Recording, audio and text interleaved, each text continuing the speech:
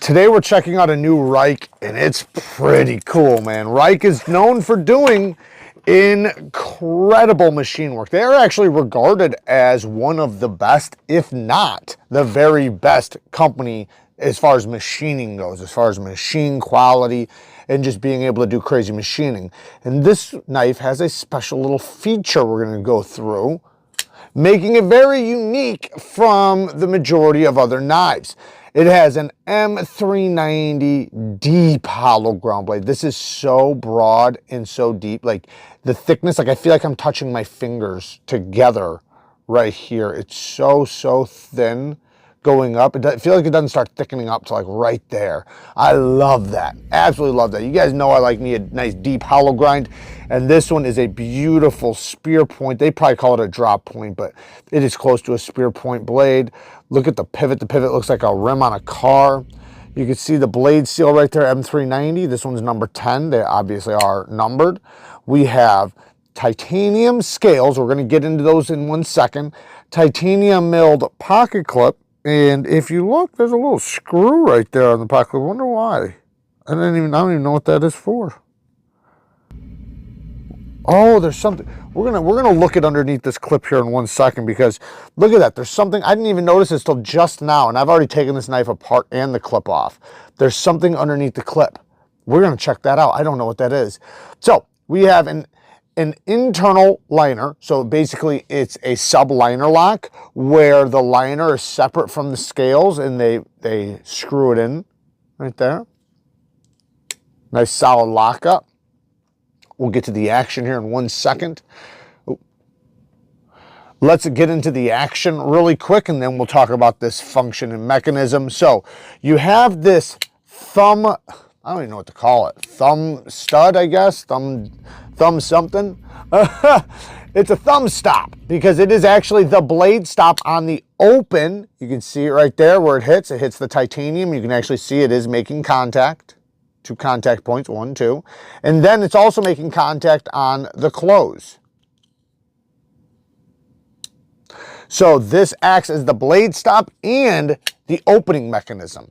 So what you can do is you can easily reverse flick it, which feels very, very good, like very natural reverse flick feeling.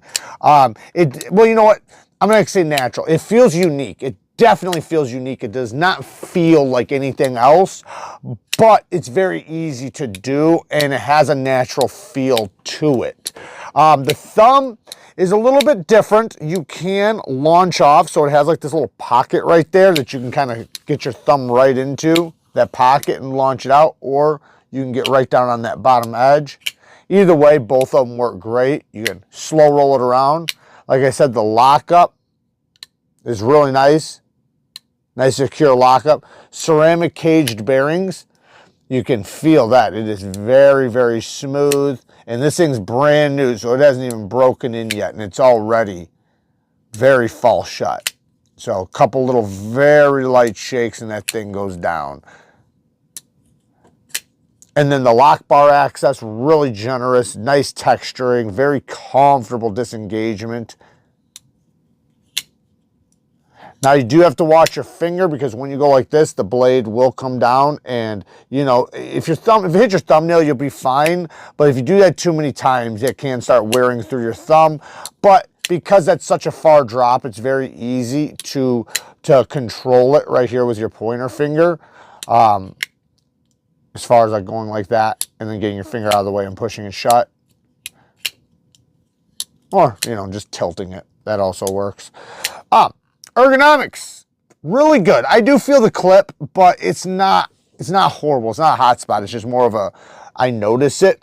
This has a little pitch right here, but it's not a hot spot either. It feels pretty good in the hand. I feel like this is something I could totally use, you know, for a decent amount of time, even if I'm pushing through dense materials, because this spec spring is somewhat of like an integral. So let's take a look at what the unique feature is. So basically this little button right here, click, click, click, click. When you click it upward, it allows you to now take off the integral. And the way I do it is I pull this out from you know, the bottom, and then I just give it a little tap while holding the silver part of the titanium, and then once I do that, it will, oh, one more. Oh, now it's not going to do it. There we go. Hold on, I gotta pull it out farther, sorry. There we go, bang. Then once you do that, you can just yank it right off. And all I'm doing is I'm just pushing it out of this groove right here, because you see how it has this groove? It's a very tight fit, like we were just talking about before. They do an incredible job with their machining. And so this is very, very tightly fit. Everything is precision made to fit one another. And this is titanium, so you know, it's a very expensive material. So again, I pull out, you know, as far as I can go, give it a little tap, pull out a little more, give it a little tap, done, and she's out. You don't have to do it like that. You could just yank it, but you know, this works for me, and this is rubber, so not really worried about it. It's just how I've done it. Let's take a look at the handle, and then we'll take a look at this clip. So you can see here, that is where the liner is screwed in, and it obviously makes it much thinner. And this basically, it's not an integral, right? Because it is not one solid piece, but this is an integral backspacer. So when you put this over it, it simulates an integral and feels very integral-ish in the hand. You can see right here where the blade stop hits right there. See the lock face? This does allow you to really get into the knife a little bit without taking it all the way apart. Obviously, you can take it all the way apart. It is riding on ceramic caged bearings. Very large bearings, too. I'm curious, man, because these things are so smooth. Look at this. Look at how smooth this thing's already gotten. And this thing is basically a guillotine already. Like I said, it was fresh out of the box, so yeah. My point was that I wonder if this is multi-row ceramic bearings, just the way it's breaking in. It is breaking in so smoothly. Now, let's take a look at this clip, because this is interesting to me. I've already taken it off once. I love how these are machined together like this, where this has a pocket, and then this has a pocket, and so they meet up and it press fits in. That way you don't have to worry about this shifting. It will not shift back and forth. But then, what is this? It's a roller. Oh, they got a rolling pocket clip. That's cool.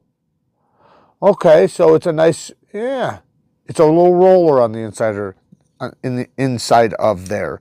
That's really cool. But yeah, you can see right here the button.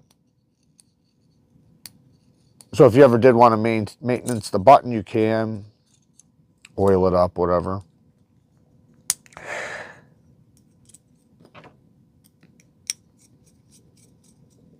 All right, let's put this thing back on. I'm going to show you how you just slide it right over the top like that, then squeeze shut and lock in place, and now we're back. It does feel like this thing might make it a little bit tighter, not in a bad way, but just like less fall shut, but it's still so smooth. Oh yeah, she's coming back now. There we go. I haven't even oiled this thing. So yeah, pretty damn cool. Nitpicks and negatives. Let's talk about some negatives before we get out of here. I do have a couple other things I do want to bring up, though, that I do think are really, really cool about this. But one negative, and this is my main negative, is just this plunge grind. It doesn't make sense why they did it this way, because they had all the room. Seeing that this is the blade stop on the open and the close, they had all the room in the world to make this perfect. But you can actually see it. Look at how thick the steel is here compared to right here. That line that you see, that like that shiny spot, that's because this is thicker. Here, let me just show you. Watch, see how my driver right now is flat? Watch when I slide it across. See how it's going uphill? Well, when you sharpen, the same thing is going to happen. This is going to, instead of you just sharpening a straight line this way, it's going to sharpen a straight line this way and then go whamp. So all they had to do was literally cut this out, just like that. Whoosh, cut that out. From here, cut all the way down to there, and just cut this little piece out right here. The edge would still start at the same spot. Everything would be fine.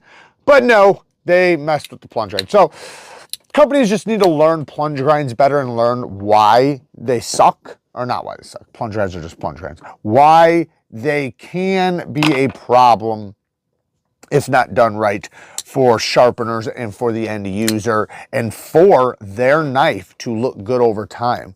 Let's say this is 3 years down the road and I've sharpened this thing, say, a dozen times or more, and my like this whole edge is just wonk all the way up to, it would look bad. Now, luckily, you can also fix it at home. So that's also a good thing, because the stop pin where it's at, you know, it doesn't stop you from making, you could put a whole damn finger choil in this if you wanted to.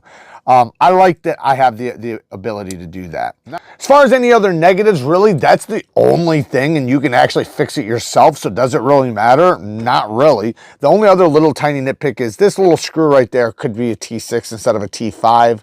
I'd rather it be a T8 like this one. I'm guessing this one goes through and through since this is a stop pin. And then this one either goes through and through or just holds it in place so it doesn't slide and fold. I'm guessing they both go all the way through because it is a stop pin. So, you know, I don't mind that there's two screws. I just prefer this one to be the same, you know, a T8, T10, because I don't want to strip it out if I ever had to actually take it apart for whatever reason, you know. So that would be a little nitpick. Other than that, the body screws are all T8s, you know, the only T6s are on the inside. So that's fine. This thing, all in all, man, they did a killer job with it. The machining's off the charts. Everything's fit together perfectly. Like, it almost seems like it is an integral, like it's one solid piece. It's very difficult to see the seam. You know, you have to almost know it's there. Even though there's two different colors, of course you can see the two different colors, but that could just be anodizing. You know, I see machining where the parts are the same piece, as tight as this. So, you know, this looks really, really good, and the detent is solid. The whole thing is just, yeah, Rike, man, Rike knocks it out of the park. When it comes to CNC work, cutting out parts and fitting them together with precision and just making parts function even to the extreme levels of precision, these guys are like almost second to none, man. They do a killer job. So there you guys go. If you guys like this type of content, check out some more videos on the channel. I do have a ton of sharpening videos and all kinds of other videos, so check the channel out. Work hard, stay tough. Until next time, peace.